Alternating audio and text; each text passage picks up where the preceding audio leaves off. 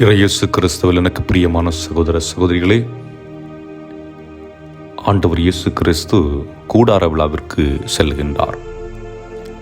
கூடார விழா ஒரு முக்கியமான 3 விழாக்களில் ஒன்று. யூதர்களை பொறுத்தவரை 3 விழாக்கள் முக்கியமானது. அதில் ஒன்று கூடார விழா. அந்த விழாவிற்கு இயேசு செல்லுகின்றதாக நாம் பார்க்கின்றோம். இந்த பயணத்தின் போது இவர் மற்றவர்களோடு செல்லவில்லை. ஆனால் அமைதியாக மறைவாக அந்த இடத்திற்கு சென்று விடுகின்றார். காரணம் என்ன? மனிதன் எண்ணுவது வேறு, கடவுள் எண்ணுவது வேறு. என்னுடைய நேரம் இன்னும் வரவில்லை என்று ஆண்டவர் இயேசு கிறிஸ்து சொன்ன அந்த வாக்கியத்தை நாம் நினைவுற வேண்டும். என்றால் கடவுள் ஒரு திட்டத்தை வைத்து அந்த திட்டம் இந்த நேரம்தான் முடிவுற வேண்டும் என்று வைத்திருப்பார். ஆனால் மனிதன் அதை மாற்ற இயலாது. அந்த அடிப்படையிலே இயேசு மறைவாக அந்த இடத்திற்கு சென்று சேருகின்றார். காரணம், கடவுளுடைய திட்டம் நிறைவேற வேண்டும் என்பதுதான். அடுத்ததாக பார்க்கின்ற பொழுது அவருடைய ஊரில் உள்ளவர்களே அவரை ஏற்றுக்கொள்ளவில்லை.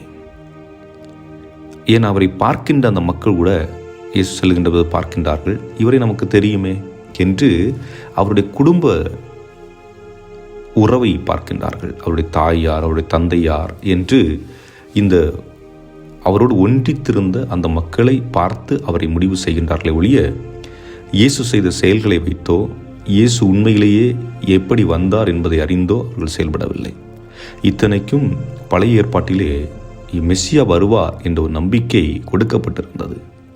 ஆனால் எங்கிருந்து வருவார், எப்படி வருவார் என்று தெளிவாக சொல்லப்படவில்லை. என்றாலும் ஒரு கன்னி கருவுற்று ஒரு குழந்தையை பெற்றெடுப்பார் என்ற ஒரு செய்தி கொடுக்கப்பட்டிருக்கிறது. அவர் மீட்பார் என்றும் சொல்லப்பட்டிருக்கின்றது. ஆனால் எப்படி மீட்பார்?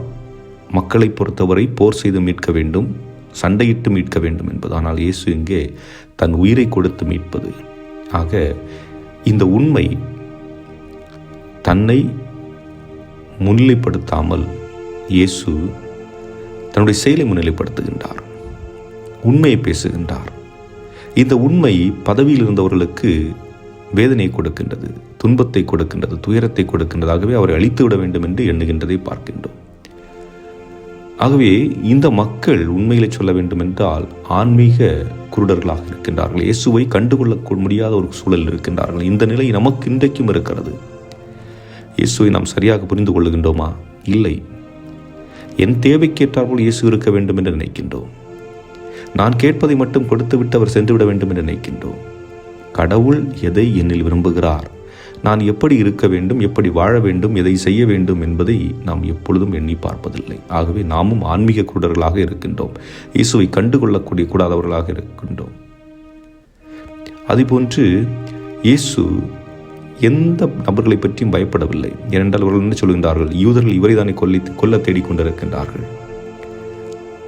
அந்த நேரத்தில் அவர் ஒளித்து ஓடி இருக்கலாம். ஆனால் அவர்கள் முன்பாக நடந்து செல்லுகின்றார். ஆக உண்மையை பேசுகின்ற இயேசுவிற்கு எதை கண்டும் பயமில்லை என்ற ஒரு தெளிவும் நமக்கு கிடைக்கின்றது.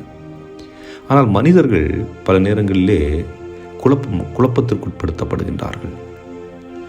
டிவிஷன், கன்ஃபியூஷன், ஆங்கர், இது மனித வாழ்க்கையில் நடப்பதை பார்க்கின்றோம். ஏனென்றால் கடவுள் எங்கிருக்கிறார் என்ற தெளிவு மனிதனிடத்தில் இல்லை. கடவுளை எப்படி புரிந்து கொள்வது என்ற தெளிவு இல்லை. கடவுளை பற்றி பேசி மனித இனத்தை பிளவுபடுத்துகின்ற ஒரு சூழலை நாம் பார்க்கின்றோம். ஆக உண்மை என்னவென்றால், கடவுள் யார்? இயேசு நான் யார்? நீரே மெஸ்ஸியா, மீட்பர். அந்த மீட்பர் என்பது நம்முடைய ஆன்மாவை மீட்கப் போகின்றவர் தான் இயேசு. அந்த மீட்பு என்பது எப்பொழுது நிகழும் என்பது ஆண்டவருக்கு நிச்சயம் தெரியும். ஏனென்றால் அவர் அந்த மீட்பை கொடுக்கப் போகின்றார். ஆகவே நாம் நம்ப வேண்டியது என்ன? இயேசு பிறந்தார், வளர்ந்தார், நம்மை போன்று வாழ்ந்தார், துன்புற்றார், சிலுவையில் மரித்தார், உயிர் தெழுந்தார். அந்த உயிர்ப்பு தான் நம் அனைவருக்கும் கொடுக்கப்படுகின்ற அழைப்பு. ஆகவே அன்புக்குரியவர்களை சிந்தித்தவர்களாக நம்மை நம் இறைவன் கரத்தில் ஒப்புக் கொடுத்த நாள் மன்றாடுவோம். என்றும் வாழும் இல்லாமல் இறைவா, நம்பிக்கை இழந்து பாடுகின்ற எங்கள் ஒவ்வொருவரையும் ஆசீர்வதித்து நாங்கள் உம்முடைய திட்டத்தை இந்த உலகில் நிறைவேற்றக்கூடிய ஆற்றலை மரளையும் தந்தவர்களை எங்கள் ஆண்டவராய் கிறிஸ்து வழியாக மன்றாடுகின்றோம். ஆமென்.